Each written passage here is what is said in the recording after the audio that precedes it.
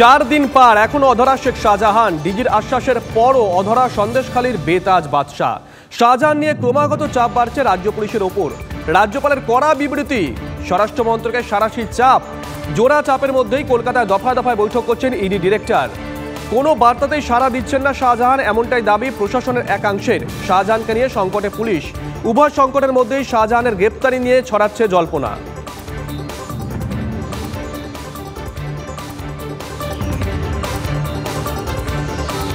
পুলিশের ডিজি তিনি মুখ খুললেন। আজকে সকাল থেকে আমরা ছবি দেখাচ্ছি, পুলিশের তরফ থেকে টানা নাকা তল্লাশি করা হচ্ছে। এই ছবিটা কেন 3 দিন দেখতে পাওয়া যায়নি সৌরভ? 3 দিনে অনেক কিছু হতে পারে। শেখ শাহজাহান অন্য রাজ্যে চলে যেতে পারেন, অন্য দেশে চলে যেতে পারেন, অনেক তথ্য মুছে ফেলা যেতে পারে। এই 3 দিন এত সক্রিয়তা পুলিশ দেখায়নি কেন?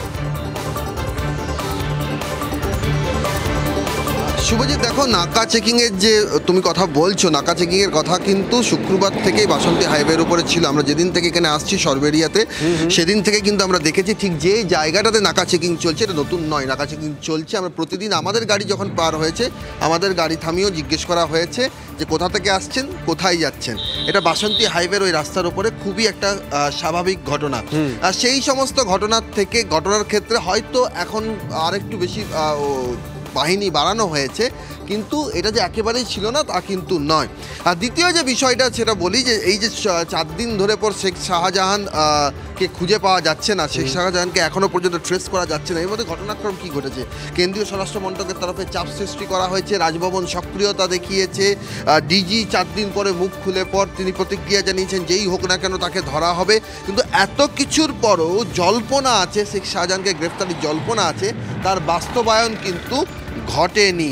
উল্টো দিকে শেখ শাহজাহান তার জেলা পরিষদের যে মৎস্য কর্মাধ্যক্ষ, সেই কর্মাধ্যক্ষ পদ থেকে তিনি আপাতত অব্যাহতি পেয়েছেন ঠিকই, কিন্তু তারপরও ডিজির এই মন্তব্যের পরও শেখ আলমগীর শেখ শাহজাহানের ভাই, আর তিনি কিন্তু দলের উপর আস্থা রাখছেন। ফলে একদিকে শেখ শাহজাহানকে না হয় খুঁজে পাওয়া যাচ্ছে না, সব মেনে নিলাম, তিনি গোপন ডেরা থেকে বার্তা দিচ্ছেন, কিন্তু এই ঘটনায় যারা রাস্তায় নেমে এসেছেন, যাদেরকে ক্যামেরা দেখা গেছে, যারা ক্যামেরার সামনে বলেছেন যে হ্যাঁ আমরা সম্মিলিত প্রতিরোধ গড়ে তুলেছি, কাউকে কি এখনো পর্যন্ত অ্যারেস্ট করা হয়েছে নাকি ডেকে জিজ্ঞাসাবাদ করে ছেড়ে দেওয়া হয়েছে?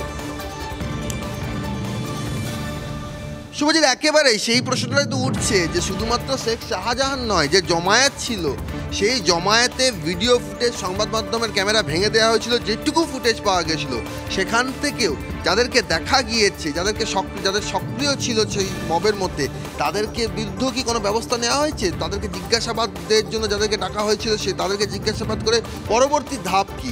এই গোটা ঘটনাতে কারা কারা জড়িয়েছিলেন, কাদের কাদের প্ররোচনায় এই ঘটনা ঘটলো, কারা ইডি আধিকারিকদের গায়ে হাত তুললেন, ইডি আধিকারিকদের সঙ্গে কথা বলে তাদের সেই সমস্ত মব থেকে যাদেরকে আইডেন্টিফাই করা লোকাল সোর্স থেকে, সেই সমস্ত মবের থেকে ছবি দেখিয়ে ইডি আধিকারিকদের কাছ থেকে কি সেগুলোকে নিশ্চিত হওয়া গেল? উল্টে তো দেখা যাচ্ছে যে ইডি আধিকারিকদের বিরুদ্ধে যে হামলাটা হয়েছে, একদমই তাই, নজর থাকবে। সৌরভ, তুমি বলছিলে শেখ শাহজাহানের ভাই আলমগীর তিনি মুখ খুলেছেন আজকেও, আমাদের ক্যামেরার সামনে কি বলেছেন শোনাবো। আমার সঙ্গে এখনো পর্যন্ত তার কোনো যোগাযোগ হয়নি।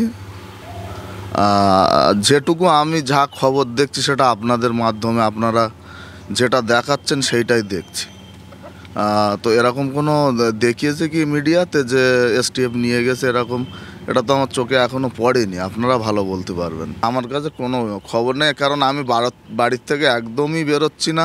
রাজ্য পুলিশের ডিজি সাহেব তিনি যদি পুলিশকে বলেন যে তাকে গ্রেপ্তার করতে হবে, নিশ্চয়ই পুলিশ তৎপরতার সঙ্গে তদন্ত করবে। আমরাও চাই যে যদি সে থাকে, সে প্রশাসনের কাছে খবরে যেভাবে হোক সে কোথায় আছে এটাও আমাদের জানার ইচ্ছা। দল পাশে আছে, নেত্রী পাশে আছে। তারা সাংবাদিক সম্মেলন করলেন রাজ্য তৃণমূল পার্টি অফিস থেকে, তাতে করে তারা তো পাশে থাকার মতোই একটা বার্তা জানাচ্ছে। সন্দেশখালী কাণ্ডে ক্রমশই বাড়ছে ইডি রাজ্য পুলিশ চাপানুতোর। শাহজাহানের পরিবারের অভিযোগে ইডির বিরুদ্ধে তদন্ত জারি রেখেছে পুলিশ। ইডির অভিযোগের ভিত্তিতে এফআইআর, অশান্তির ঘটনা জারি রয়েছে তদন্ত। পুলিশের করা সুমোটো মামলাতেও তদন্ত জারি আছে। খুনের চেষ্টার মতন ধারা কেন দেয়নি পুলিশ? চাপ বাড়াচ্ছে ইডি। স্বরাষ্ট্র মন্ত্রকের তরফ থেকেও রাজ্যের ওপর চাপ বাড়ছে। অভিযোগ, বনগাঁয় হামলার ঘটনায় এখনও এফআইআর কপি হাতে পায়নি ইডি। ইডি ডিরেক্টরকে জানানো হবে পুরো বিষয়টাই। এমনটাই সূত্র মারফত খবর। সন্দেশখালী ঘটনায় চাপানো জারি থাকলেও এখনো একজনকেও গ্রেপ্তার করা হয়নি বা গ্রেপ্তার করা যায়নি। গ্রেপ্তারি নেই। সন্দেশখালী কাণ্ডে প্ররোচনা শাসক নেতাদের গলাতে। শোভনদেবের প্রতিরোধ তত্ত্ব চুঁচুড়ার বিধায়ক অসিত মজুমদারের গলাতেও। ইডি অভিযান করলে সারা দেশে জনবিস্ফোরণ হবে গতকালই বলেছিলেন শোভনদেব চট্টোপাধ্যায়। এলাকার মানুষ প্রতিরোধ করলে প্রতিরোধ হবে, এবার সেই সুরেই সুর মিলিয়েছেন অসিত মজুমদার। সম্মানহানি করতেই ঘুরছে ইডি, বাংলার মানুষ পছন্দ করছে না দাবি তৃণমূল বিধায়কের। আরে ভাই, তো জনবিস্ফোরণ হবে পরেতে। এখন তো সব একটা জায়গা হয়েছে বলে সারা বাংলা জুড়ে জনবিস্ফোরণ হবে এবং ভারতবর্ষের যেখানে যেখানে বিজেপি সরকার নেই সেখানে ইডি যাচ্ছে আর সব যুধিষ্ঠিরের ছেলে পুলে। আসামে হেমন্ত বিশ্ব শর্মা যুধিষ্ঠিরের ছেলে, যেখানে যেখানে বিজেপি সরকার আছে সেখানে ইডি সিবিআই দুর্নীতি দেখতে পাচ্ছে না।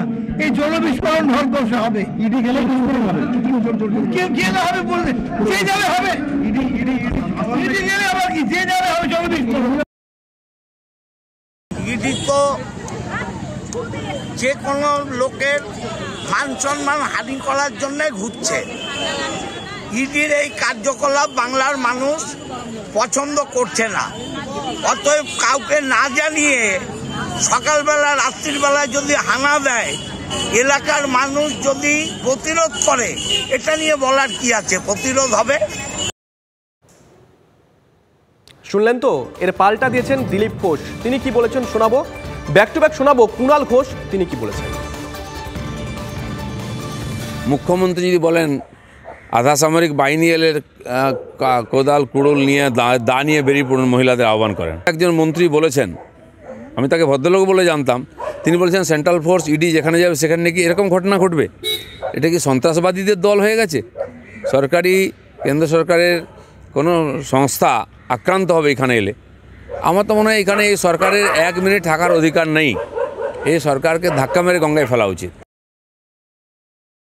শোভনদেব চট্টোপাধ্যায় যেটা বলেছেন সেটা বাংলার মানুষের ভাবনাটাকে, চিন্তা ভাবনার প্রতিফলন ঘটেছেন। কোনো হিংসাত্মক ঘটনার কথা বলেননি। যেটা বোঝাতে চাইছেন, বিজেপি নেতাদের ছাড় দিয়ে শুধুমাত্র রাজনৈতিক উদ্দেশ্যে শুধু তৃণমূলের বাড়ি বাড়ি গিয়ে এই ধরনের একটা দৃশ্যের অবতারণা করা হয়, কুৎসিত রাজনীতি করা হয়, তাহলে বাংলার মানুষের মধ্যে একটা জনজাগরণ ঘটবে, যেটা ভোটের রাজনীতিতে বিজেপিকে ধুয়ে মুছে সাফ করে দেবে। এর সঙ্গে হামলা বা হিংসার কোনো সম্পর্ক নেই।